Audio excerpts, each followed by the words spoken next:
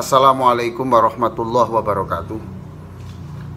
Alhamdulillah kita berjumpa lagi pada serial kajian doa, dan kali ini tentang 7 kebohongan yang kita lakukan yang menyebabkan doa kita susah menembus langit.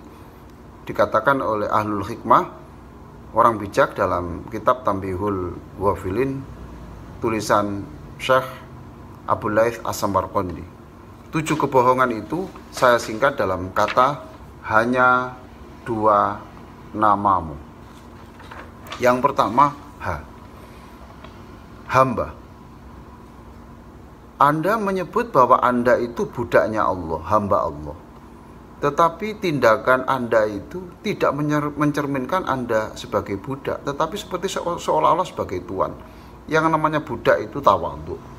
Kemudian diberi berapapun itu tidak boleh membantah. Dipanggil tidak boleh telat 1 detik pun. Coba. Kita ini kepada Allah sama sekali tidak mencerminkan sebagai hamba. Seolah-olah tindakan kita itu sebagai tuan. Itu kata ahlul hikmah. Mudah-mudahan Allah mengampuni saya dan bapak-bapak dan saudara sekalian. Yang kedua, nyamuk. Dunia ini hanya senilai 1 sayapnya nyamuk. Nah, itu kita sepakati.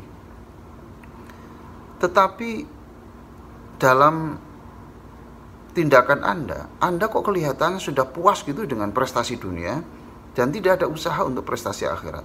Ini kebohongan yang kedua.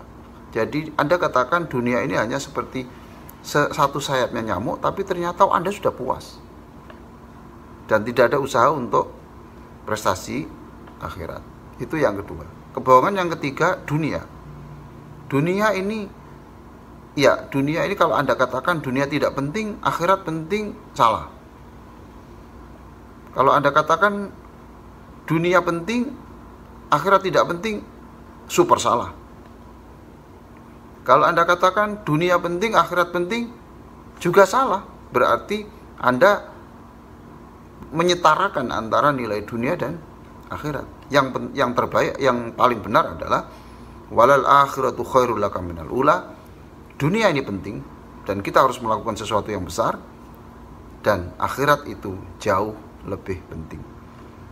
Nah, Anda mengatakan dunia ini penting, akhirat lebih penting, tetapi di dalam keseharian seringkali masalah akhirat itu kita kalahkan dengan masalah duniawi.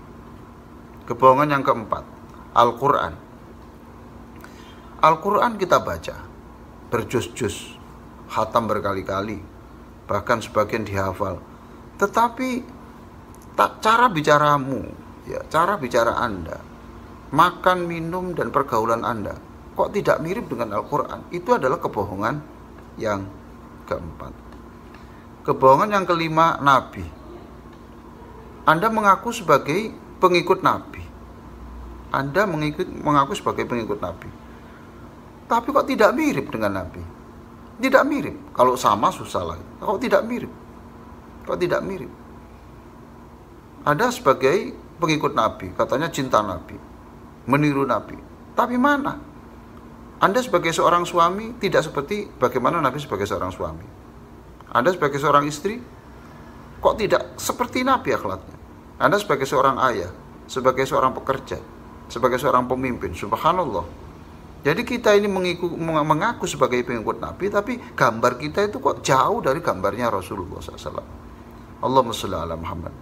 Mudah-mudahan Allah memberi kekuatan kita supaya kita benar-benar diterima sebagai pengikut Nabi, dan juga kelakuannya itu mirip dengan Nabi. Maka dulu ada ulama yang nangis berhari-hari hanya takut besok setelah kematian itu tidak diakui sebagai umatnya Nabi. Kebohongan yang keenam, mati. Mati itu pasti. Anda percaya kalau mati itu terjadi. Siapapun, tidak peduli kaya, miskin, orang kaya, miskin, pejabat atau tidak, orang ternama atau tidak ada hubungannya dengan itu. Ya, pasti mati.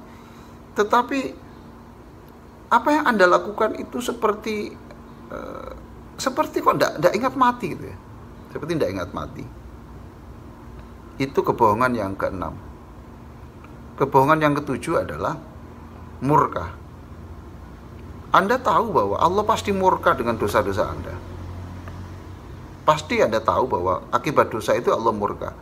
Tapi mana buktinya bahwa Anda sudah berusaha untuk memadamkan murka Allah itu? Tidak ada. Inilah 7 kebohongan yang kita lakukan, kata Ahlul Hikmah tadi, dan itulah yang menyulitkan doa kita menembus langit. Saya ulang, ada 7 kebohongan yang kita lakukan, dan itu saya singkat dengan hanya 2 namamu. Hamba, ya, sebagai hamba tapi tidak sebagai hamba tapi tindakannya seperti tuan. Nyamuk, dunia dinilai sebagai sebesar nyamuk, tetapi kok sudah puas. Dunia ini tidak lebih penting dari akhirat, tapi ternyata akhirat seringkali dikalahkan dengan kepentingan dunia. Yang keempat, Al-Quran berbusa-busa di mulut kita, tapi akhlak kita tidak sama dengan yang kita baca. Kelima, kita mengaku sebagai pecinta Nabi, pengikut Nabi, tapi warna gambar hidup kita sama sekali tidak mirip Nabi. Keenam, mati itu pasti terjadi, tapi tindakan kita itu seperti seolah-olah kita ini hidup abadi. Dan yang ketujuh, murka. Kita tahu bahwa dosa kita mendatangkan murka Allah, mestinya kita harus usaha mati-matian untuk memadamkan murka Allah, tapi ternyata tindakan itu tidak ada. Demikian, mudah-mudahan manfaat. Sampai ketemu pada serial doa berikutnya. Terima kasih. Wassalamualaikum warahmatullahi wabarakatuh.